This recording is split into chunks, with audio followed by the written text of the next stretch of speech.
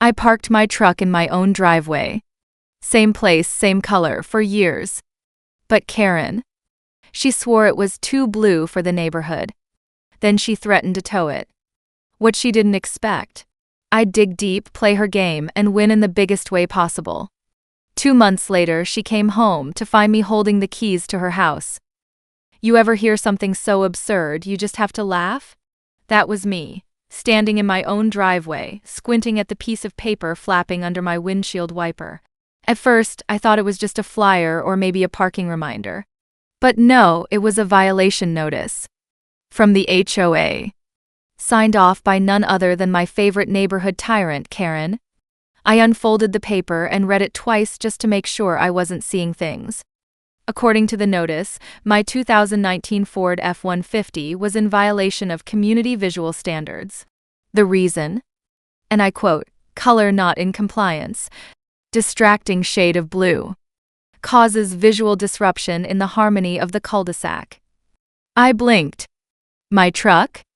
My perfectly clean navy blue truck that I've parked in that same driveway for nearly 3 years, that was now apparently a threat to the aesthetic integrity of the entire neighborhood? I looked around. There were 3 other trucks on the same street. One was red. One was silver. One was bright green with black flames, and I'm not even exaggerating. But mine was the issue. All because it was too blue.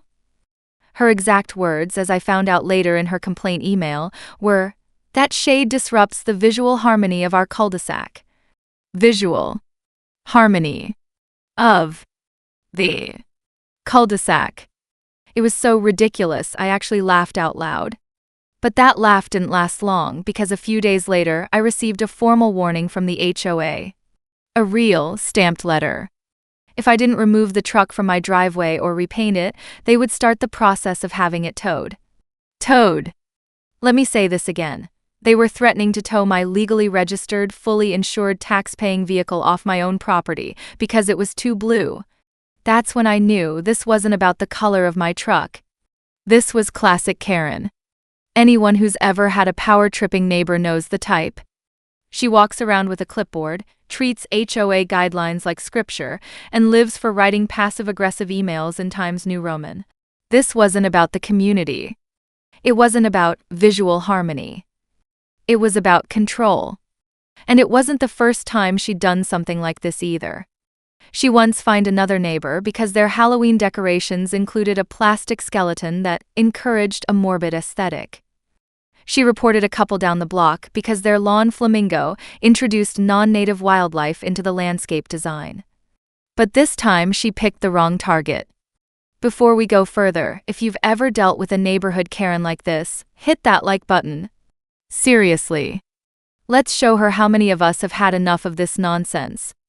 And don't forget to subscribe and share this story, because what happened next? Oh, it was bigger than she ever imagined. And I was just getting started. Karen wasn't just my neighbor. She was also the HOA vice president, which in her mind made her the self-appointed queen of neighborhood aesthetics. She didn't just follow the rules, she weaponized them. Her front yard was spotless, sterile, and lined with identical shrubs trimmed into near geometric perfection. Her clipboard? Always in hand. Her mission? Enforcing visual standards like it was a national emergency. This was the same woman who once fined the Martinez family for planting yellow tulips. Not because they were overgrown. Not because they spilled onto the sidewalk. But because, as she wrote in her violation report, they clashed with the natural earth tone palette of the brickwork. I kid you not. So yeah, it wasn't long before I became her next target. My navy blue F-150 became her personal nightmare. She acted like it was an alien spacecraft ruining the suburban peace. After receiving that first warning, I did everything by the book. I filed an official appeal, attached high-res photos of the truck parked neatly in my driveway, included documentation from Ford confirming the color was standard factory paint, and even referenced state property codes proving my rights. But nothing worked. Karen doubled down. In the HOA meeting minutes, she referred to my truck as visual pollution and claimed it was causing unrest among residents. When I asked which residents were upset, she refused to answer. When I asked the board to cite which bylaw I had violated, she got defensive and pivoted to, "The spirit of the guidelines matters more than the wording." Oh really? The best part? Karen, the woman on a crusade to preserve neighborhood harmony, parked a faded orange 2004 sedan across the street. The kind with mismatched hubcaps and a sun-damaged hood.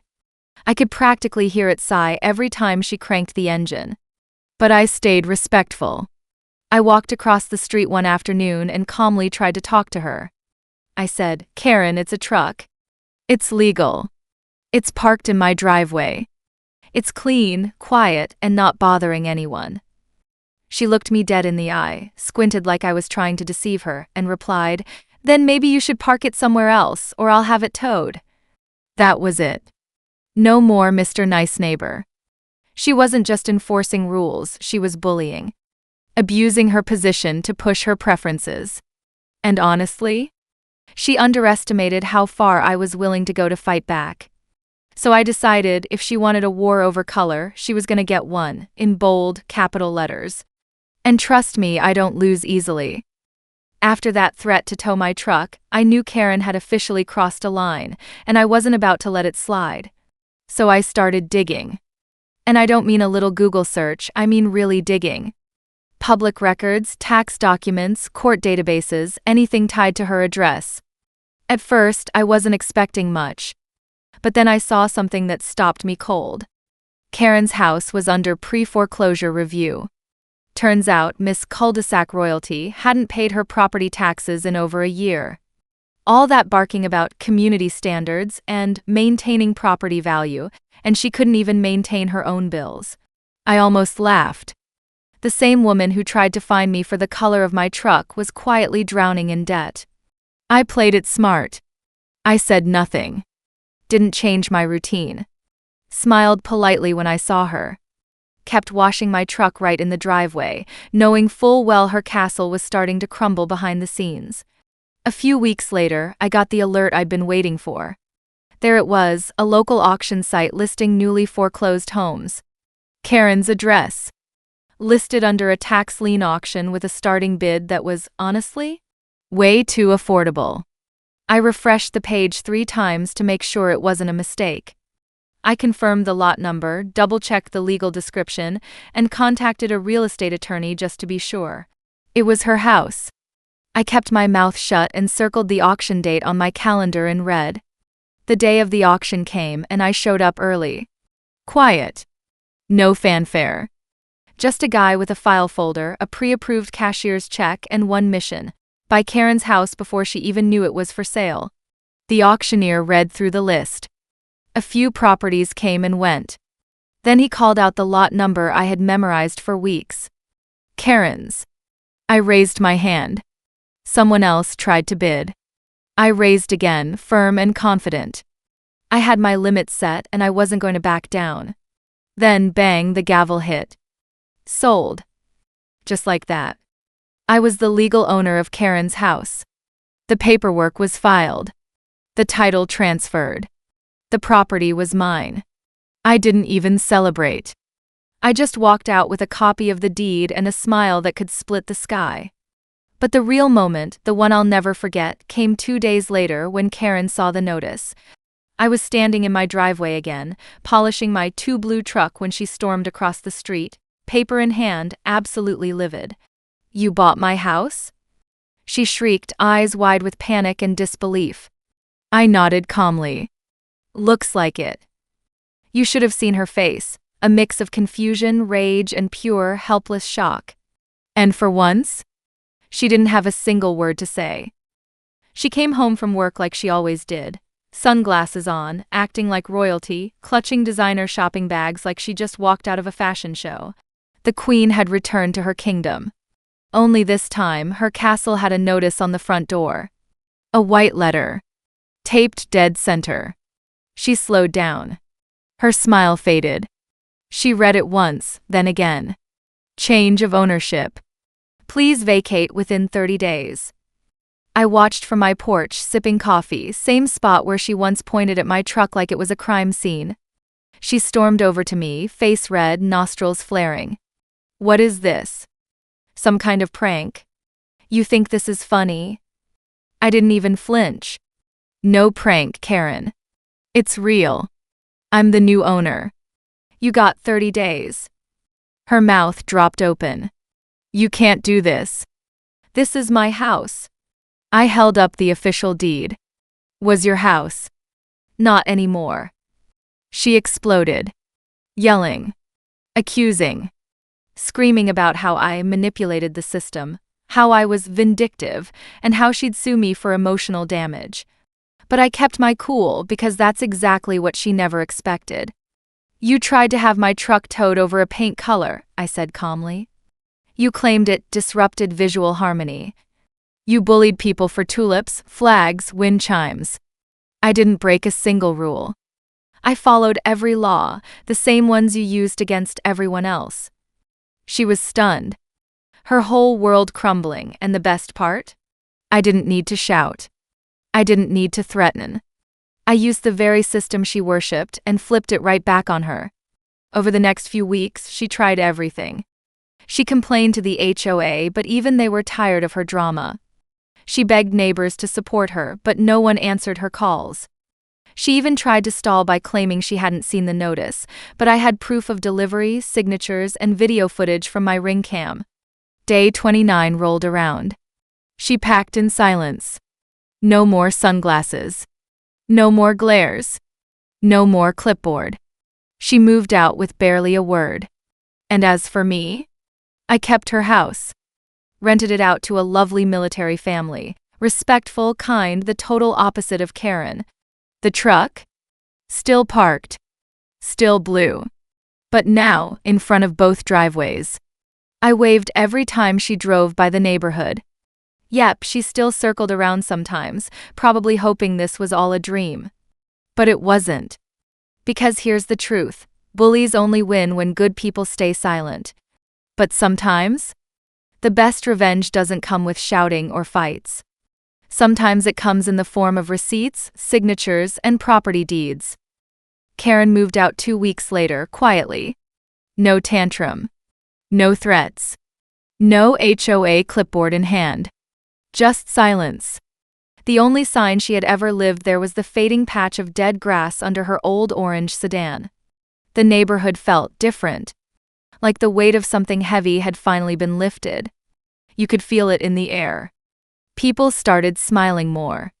Kids rode their bikes without parents nervously watching windows. Even the dogs seemed to bark a little less. And the changes didn't stop there.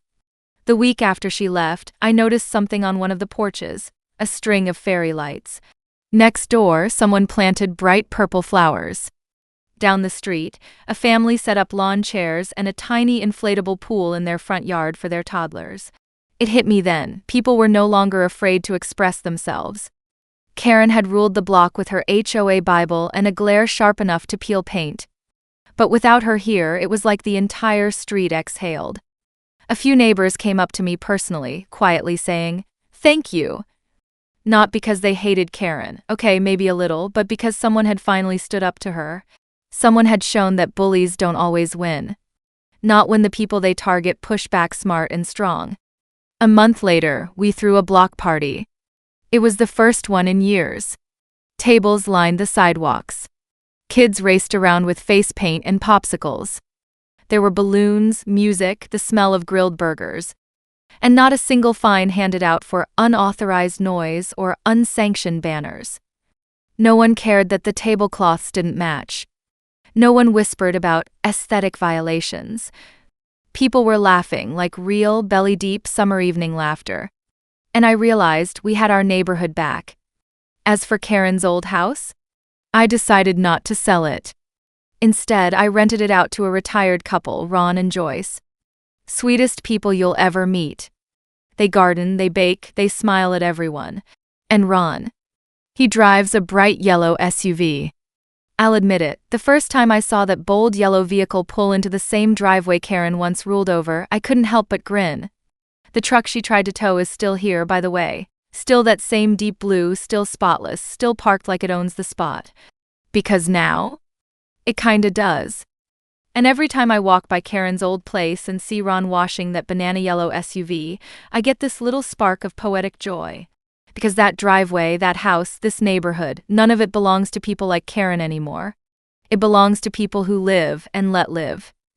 Never underestimate how far one act of petty power can go, or how far someone will go to stand up to it. Hit that like button if you think HOAs need better oversight. Share this if you've ever had a run-in with a neighborhood Karen. And don't forget to subscribe because standing up for yourself is always in style, no matter what color your truck is.